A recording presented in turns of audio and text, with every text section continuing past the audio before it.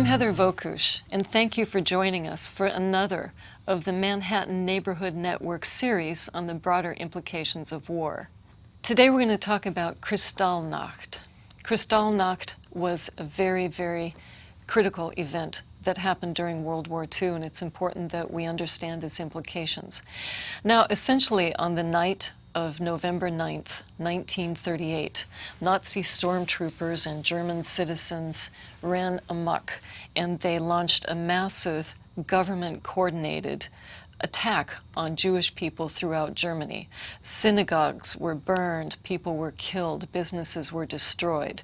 And from that point on, Jewish people lost many, many rights in Nazi Germany. Now, Kristallnacht means, well, it can translate to crystal night or the night of broken glass, but it also literally is the shattering of the lives of many Jewish people in Germany. This is what it signifies.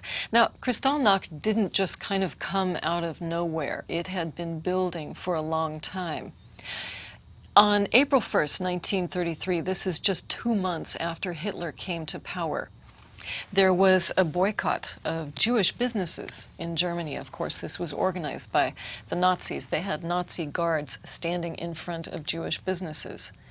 Now, the point was to frighten Christians in the future so that they did not come to these Jewish businesses. This boycott was just 1 day, but this was a first omen that things were going to turn for the worse very, very quickly.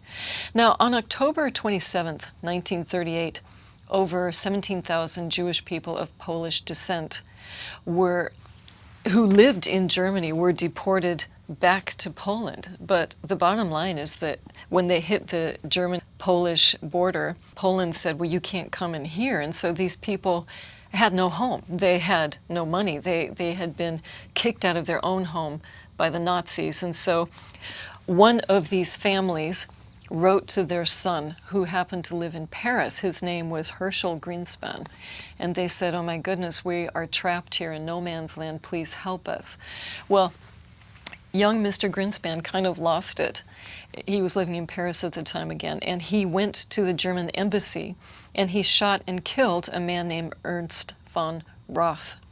And so based on that, and this was a German man that he shot and killed, based on that, Hitler and Goebbels said, okay, we're going to take this event and we're going to turn it into something that we can get the Germans on the sides of basically persecuting Jewish people across Germany. Now, Greenspan killed this gentleman on November 6th, 1938, and Kristallnacht it started on November 9th, 1938, and continued the next day, and in some parts of Germany it just continued for days.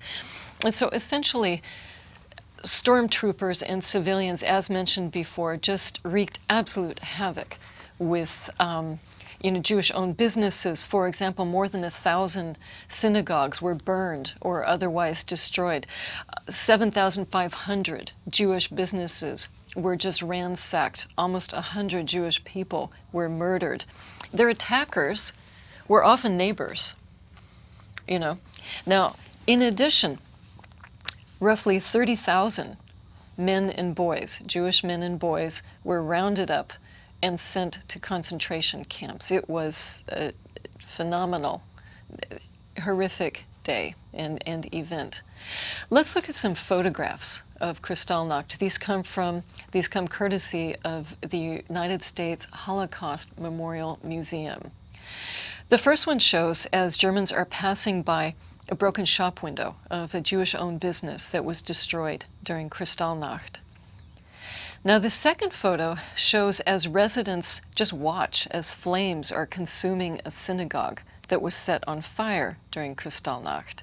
What actually happened was that the firefighting forces were told to go where there were fires, but not to try to put out fires if they were affecting any businesses or buildings that were owned by Jewish people. They should only put out fires if those started to affect non-Jewish people. And so it was just a situation of complete insanity. Now, after this horrific event, Kristallnacht. You know, the cost of the broken glass alone was just, it came to millions of Reichsmarks. And so the bottom line is that the Third Reich confiscated any money, any insurance money that Jewish people got to, you know, build up their businesses again. And it charged a collective fine of, in today's currency, around $400 million on, you know, on the Jewish community because of this damage that had been done. It was just insane. Now, I'm currently working on a book of interviews with women who have experienced or who experienced World War II. And the individual who is included in the book from Germany is the author and activist Hetty Epstein. Now, Hetty Epstein was in Germany. She was a 14-year-old girl during Kristallnacht, and she shared with us some of her experiences, and so I would like to read those for you. This again is a quote. "On my way to school, I passed the home and office of a Jewish dentist. All of the windows in that building were broken. I didn't know why, but I assumed it was because the family was Jewish. I went on to school. Classes started punctually at 8 a.m. At about 8:30, the principal walked in and he talked to all of us. Then he suddenly pointed his finger at me and said, quote, 'Get out, you dirty Jew,' unquote."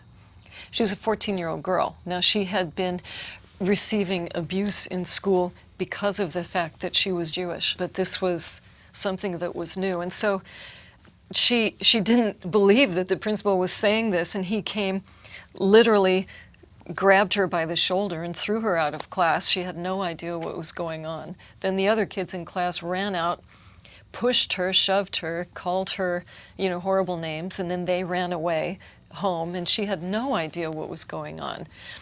And there was only one other Jewish child in the school, and so they sat together in a classroom trying to figure out what to do. And very soon what they saw was men and boys being marched down the street, you know, with under the command of SS who were hitting them. And so she realized, oh, they must be Jewish.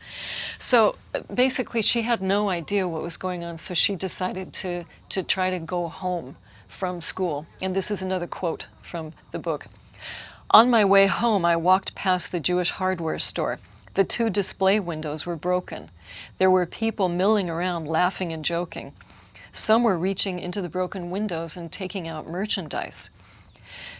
She still had no idea what was going on, but she ran home, tried to find her mother. The house was shuttered. She had no idea. Eventually, she was able to find her mother and learned that her father and her uncle had been arrested by the Nazis and taken away. Now, this is, again, from Hetty Epstein. "There was no information for 2 weeks about the men and boys who had been arrested. Then, pre-printed postcards arrived from the concentration camp Dachau, which was the first camp that the Nazis created in 1933, right after they came to power. By 1938, there were several others, but all of the Jewish males from the area where I come from, Baden-Württemberg, were sent to Dachau. 4 weeks and a day after my father was arrested, he came back. He was no longer the father that I knew. He was an old, broken, sick man.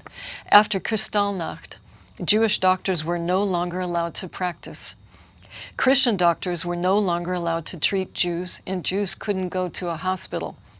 The day my father returned from the concentration camp Dachau, he said he was beaten while in Dachau. In the afternoon of that day, he had what was probably a mild heart attack." So what we can see here is there was a build-up to Kristallnacht, but that was a really integral turning point, clearly for the worse, for people who were Jewish in Germany. So it's very critical that we understand these points in history so that, again, they will not happen again. Thank you.